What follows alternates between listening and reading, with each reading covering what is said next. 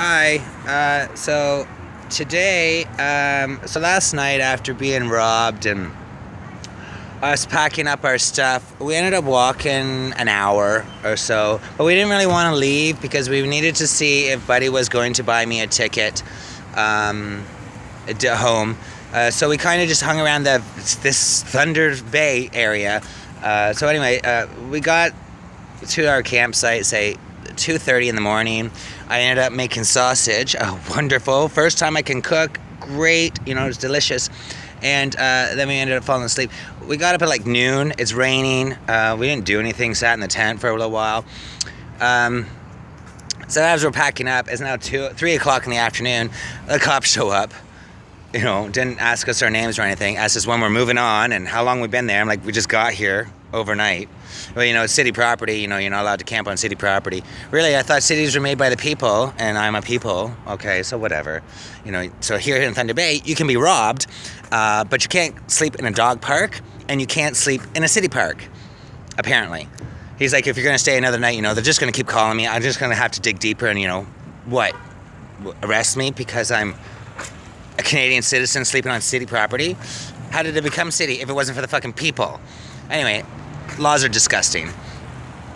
So anyway, so we started walking back into the city to head towards the Greyhound to see if, you know, Buddy's going to buy me the ticket. I haven't heard anything, but on the way, we ran into a woman and a man, a native man and a white woman. When we spoke to them at the curb, she admitted, I'm sorry, I assumed, bad me, that you're dragging a wagon, that you're just homeless, disgusting scum. And after I explained to her what I was doing, she hugged me twice. They gave us $30, or gave Tyler $30, invited us up for dinner even. Oh, I'm so sorry, you're doing a wonderful, wonderful thing. You know, blah, blah, blah, blah, blah. She's like, and I'm so embarrassed that I assumed you're just a homeless piece of shit. I'm like, people do. No need to apologize. That's just what we've been programmed to do. You know, just think that way.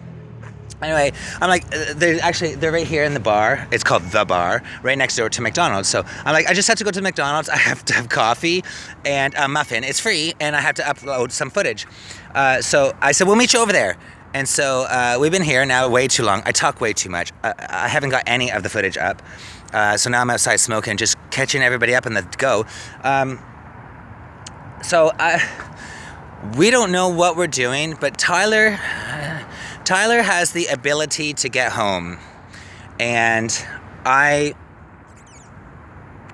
don't. And I was like, I don't understand why you're not leaving me. You have the ability to go home. Why, Martin? Well, I'm telling you right now, I couldn't abandon you. I've gotten attached to you like a little muggly puppy.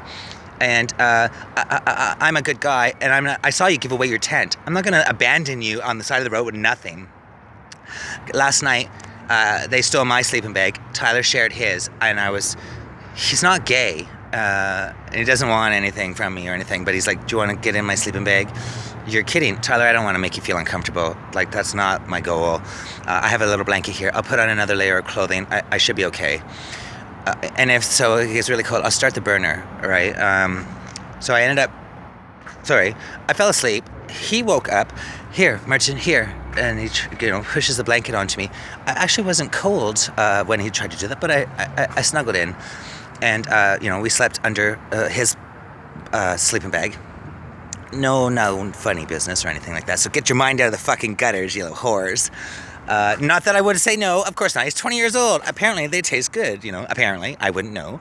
But anyway, he has the ability to go home, but he hasn't abandoned me. He says he's having a wonderful time with me, and I don't want to leave you, he says.